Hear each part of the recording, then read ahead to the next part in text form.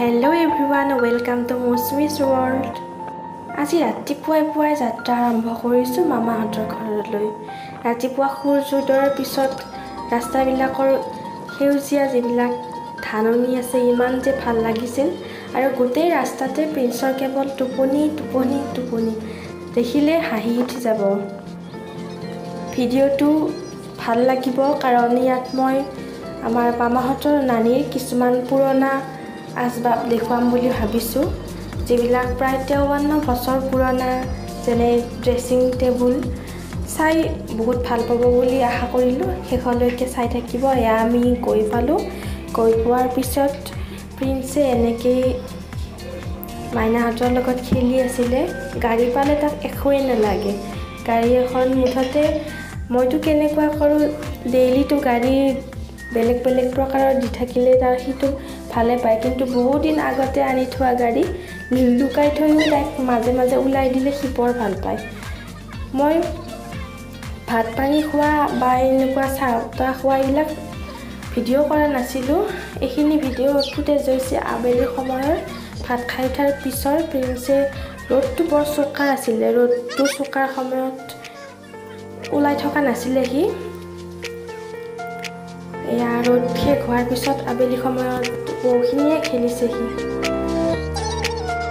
আবেলি সময়ৰ চোতালখন খাই থাকোঁতে মামীয়ে এনেই জোকাই আছে, নানীও মোক কিবা কিবি কৈ আছে যে কেনেকৈ তাক কথাবোৰ শিকাব লাগে, মানে ষ্টুডেণ্টক পঢ়োৱাৰ দৰে তাৰ লগতে এনেকৈ লাগি থাকিব লাগে, যিহেতু কথাবোৰ স্পষ্টকৈ ওলোৱা নাই এতিয়ালৈকে। এয়া নানীৰ মই ৰুমত গৈ ভাবিলোঁ যে এইখন খুবেই ধুনীয়া নানীৰ স্মৃতি জড়িত হৈ আছে, গতিকে মই এবাৰ দেখাই দিওঁ। আজিকালি বস্তু কাটিলে হয়নে নহয়? আগত পুৰণা কাঠ আছিল, বস্তু মজবুত হৈছিল। এতিয়া আমি মজবুত হৈ বস্তু আছে নানীৰ নাতিৰ দেখা পালে কিন্তু বস্তু এতিয়াও মজবুত হৈছে। এয়া চাব পাৰে ইমান ধুনীয়া কাঠৰ ডিজাইনবিলাক বনাই দিছিলে। নানী নিজে বনালে এখন এখন নানীৰ মাকে বনোৱা। টেবুলৰ লগত এতিয়া বাক্সা চাক্সা আছে নেকি কিবা?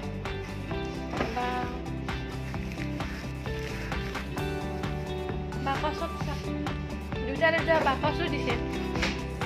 এইখিনিত মই নানীৰ ড্ৰেছিং টেবুলখনৰ বৰ্ণনা দি আছিলোঁ। ইমান মজবুত কাঠেৰে বনাইছে, আজিও ভালে আছে।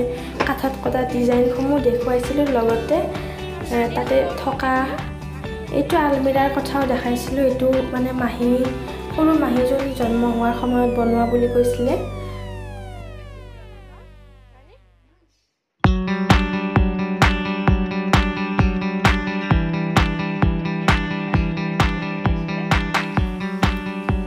তাৰপিছত ঢেঁকীটো দেখালোঁ এবাৰ, তাৰ মাজতে আজিকালি মিক্সিৰ ফলত এইবিলাক নোহোৱাই হৈ গ'ল। আৰু এইটো পিঠা পনা বনাবলৈকে মাটিৰ পাকঘৰ এটা, পিঠা পনা বা ভাত তেনেকুৱাকৈ বনাব। এনেকুৱা নহয় যে গেছ ইউজ নকৰে, কিন্তু খৰিও ইউজ কৰে। ইমান ধুনীয়া দেখি পাকঘৰটো। মই এটা ফুটেজ ল'লোঁ। আবেলি সময়ত এনেকৈ প্ৰিন্সে খেলি আছে বাপেকৰ লগত, লগতে মামীহঁতৰ লগত।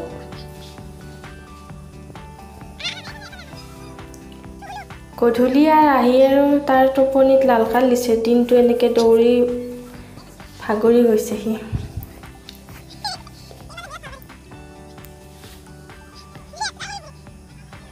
গোটেই মাটি লগাই ভৰিৰ অৱস্থা নাই।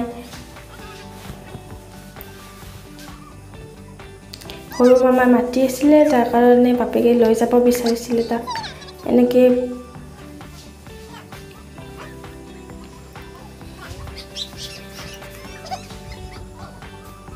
খুব বেছি বদমাছি, কেৱল দৌৰি ফুৰিব খুজি মুঠেই মানে কাৰো কোলাতে যাবলৈ বিচৰাই নাছিলে। দিনটো কেনেকৈ পাৰ কৰিছে সি নিজে নাজানে। আহল বহল চোতালখন পাই সকলো পাহৰি দৌৰি আছে কেৱল।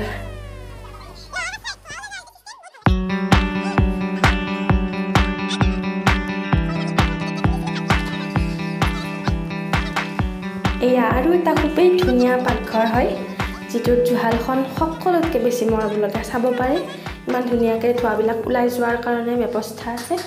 তাৰপিছত সেয়া খেলি আছে কেৱল ছাগলীটো পাইতো সি এবাৰ উঠিছে এবাৰ নামিছে এইবিলাক কৰি আছে। আমি আৰু তাৰপিছত আবেলি আহিবলৈ ওলালোঁ। লাহে লাহে আমি চাহপানী খালোঁ। চাহপানী খাই মামাৰ খবৰ ল'ব গৈছিলোঁ। আচলতে মামাৰ তাৰ অসুখ হৈ আছে। এয়া পিছত পেহী হয়, সৰু সৰু পেহী নানীৰ লগতে এনেকৈ টাটা দিলে। আমি এতিয়া আহিবলৈ ওলালোঁ। যাওঁতে টোপনি আহোঁতে টোপনি পেঞ্চে মুঠতে গোটেই ৰাস্তাত টোপনিয়ে মাৰি আছে। আশা কৰোঁ ভিডিঅ'টো ভাল পালে। খুবেই ছুটিকৈ বনালোঁ। খোৱা বোৱা এইবিলাকত দি থকা নাই আৰু জাষ্ট বেছি ভাল লগা কথা আছিলে যে নানীৰ ড্ৰেছিং টেবুলখন খুবেই মৰম লাগিছিলে, যাৰ কাৰণে ভাবিলোঁ ভিডিঅ'টো আপলোড কৰোঁ আৰু ভাল ভিডিঅ' দিবলৈ চেষ্টা কৰিম। ভাল মটিভেশ্যনেল ভিডিঅ' আহিব, লগতে ব্লগ আহিব 2-4টা।